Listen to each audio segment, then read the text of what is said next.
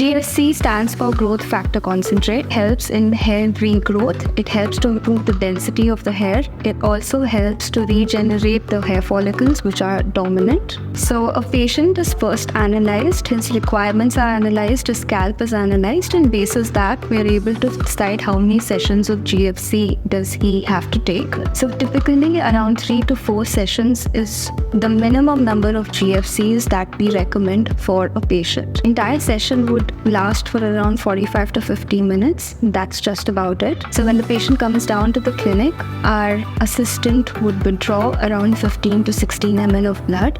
Then this blood is put into a centrifuge machine and it is made to go through rotations. So after roughly 3,400 rotations per minute, the blood is available in the most concentrated form. Once this mixture is prepared, it's transferred on to insulin syringes through which it is delivered onto the areas which have frank thinning. In DHI, we use very strict protocols of connection. We use a standardized kit for GFC sessions and fresh kit would be used for each session. It's done by specialized doctors.